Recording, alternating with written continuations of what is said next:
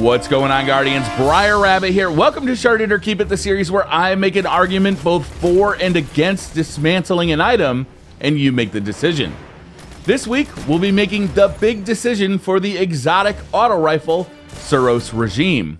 But first, let's take a look at the results from our last episode's weapon, Jade Rabbit. Arguments for keeping this weapon include: the Jade's high impact allows the weapon to 3-shot kill Guardians in the Crucible for a mega quick 0.8 seconds time to kill. Aim assist is very high on this weapon, which is not typical of scouts in this class and really does help score those dome shots. The Fate of All Fools perk is constantly working for you in PvE, adding more ammo directly to the magazine. And the lightning quick reload speeds mean you can get back to the fight very quickly. Arguments for dismantling the Jade Rabbit: the slow fire rate can cause difficulty in close range engagements. Missing just one headshot in PvP dramatically increases time to kill, and if all shots land to the body, its time to kill is doubled. And finally, this archetype of scout in PvE is just not the most efficient in its class. Faster firing weapons like Hung Jury or Treads Upon Stars can still single shot crit most of the enemies the Jade can, but they can do it faster, and with perks like Explosive Rounds or Firefly, can just be more effective PvE weapons. Once my arguments were made, I left it up to you to decide, and as usual, you had a lot to say. Tyler Asado said, "Keep it. Don't make Robbie V sad." Amano NXD said, "Shard it. The body shot time to kill is too slow, and the extra damage is useless being how long it takes to stack up. You could have just killed the team by then. Also, there are better legendary scouts available because of the perk rolls." Chupacabra Gaming says, "Am I the only one who noticed Briar say you can get it from an exotic special engram?" In the end, with 755 votes for Keep It and 438 votes for Shard It, the best named weapon in the game keeps its place in the vault. The Suros Regime has had a turbulent history.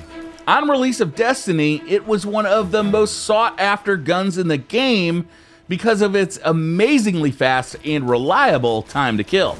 In update 1.1.1, it got nerfed, and it got nerfed hard, and became a completely irrelevant weapon.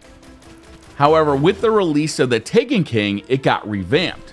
Version 2 of the Suros Regime features a new black color scheme, new perk choices, and a new weapon balancing that seems to be more in its favor.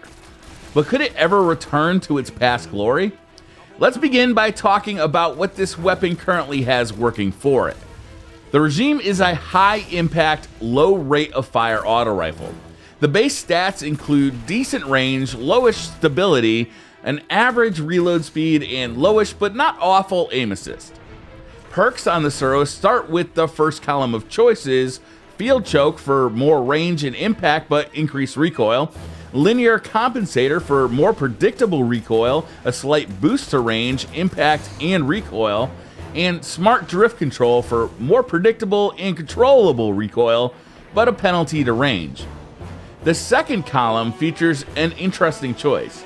Spinning up allows the weapon to fire faster the longer the trigger is held down, and Focus Fire slows down the rate of fire, causing additional damage. The exotic perk is Suros Legacy. The bottom half of the magazine deals bonus damage and has a chance to return health on a kill. This is a bit misleading as it's really the last 5 or so bullets that get increased damage and also get a greatly increased chance of restoring health on a kill. And finally, in the last column, a choice between Hammer Forged for improved range and accuracy or Lightweight for increased movement speed. I used this gun quite a bit over the last couple of weeks and found that the increased stability that comes along with Smart Drift Control and the increase to range that Hammer Forge provides suits my playstyle best. Spinning up and focus fire, I tend to swap out situationally as needed, and that is a good jumping off point to discussing the pros of this weapon. The choice of focus fire and spinning up really do make a difference with this weapon. Many people will tell you to use focus fire in PvE and spinning up in PvP and leave the conversation there, but I found that choosing between these perks wasn't that simple. With focus fire equipped, this weapon feels almost like an auto fire scout rifle. In PvE, I could sit back and plink away at enemies with frankly very little effort on my part. If I'm in a strike or raid that allows for it, this is a very easy and very safe weapon to use. However, if things start heating up and enemies start rushing in, switch to spinning up and become much more effective at close range. DPS increases, getting to the bottom of your mag to activate the Suros Legacy perk is quicker. It's a nice setup. One gun that can be set up for range or CQB. It's a cool idea and relatively successful with the Suros regime. But it's got a lot of other things going for it that can be really helpful as well. The Suros Legacy perk has a chance to restore your health on a kill. This is far more likely to proc if you get kills with the last few bullets in your mag, so keep this in mind with your target selection. But in PvE, I find this really useful. Whether I'm firing across the map at a Vandal sniper or mixing it up at close range with a bunch of thralls, getting my health back without retreating is useful and can see you come out of some really tight spots. No, it's not as reliable as the Red Death's health regen perk, but once you get used to using one of the last few bullets in the mag to get a kill, it is fairly consistent. And Hammerforged helps a lot too. In PvE, Hammerforged has a chance to stun enemies.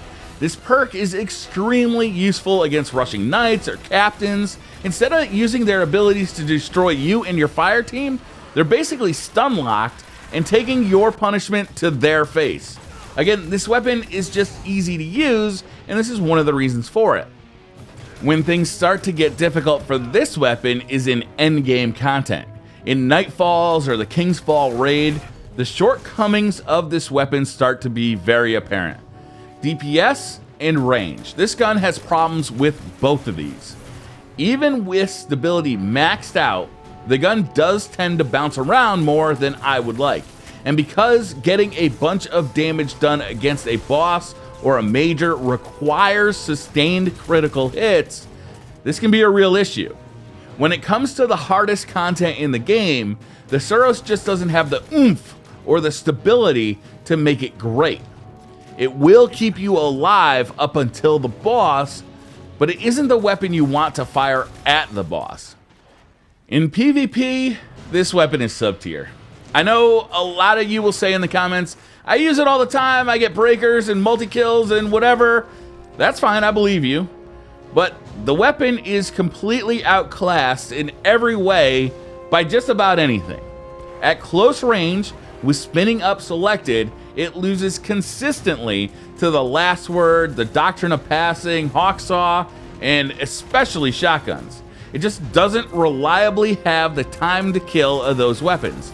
You can manipulate it to have a better time to kill by pre-firing to get spinning up activated, and then using the last few bullets to activate the extra damage of the Suros Legacy perk, but honestly, what for? You'll still have to deal with its mediocre stability, which makes scoring consistent headshots a challenge. To be honest, the most success I had with this weapon in PvP was using the focus fire perk. Now, I know that's not going to be a popular opinion. A lot of people are going to say I'm doing it wrong, but for me, the slow rate of fire allowed the gun to settle more between shots, which kept me more accurate. And the Hammer Forge perk caused enough flinch on my target to allow me to win the gunfight. I found it really effective against snipers who weren't too far away, and pretty effective against other primaries. I absolutely needed a shotgun for close quarters though. The weapon just had too slow a time to kill to down an onrushing warrior or be a more effective close range weapon like Doctrine or Hawksaw. For me, in PvP, this gun just always feels mediocre. It's not bad, and depending on playstyle and skill level, you can go ham with it, but in every situation, there are better weapons, period. Using this weapon with focus fire or with spinning up felt like a liability. I always felt like I was losing gunfights that I would have won if I were using a better weapon.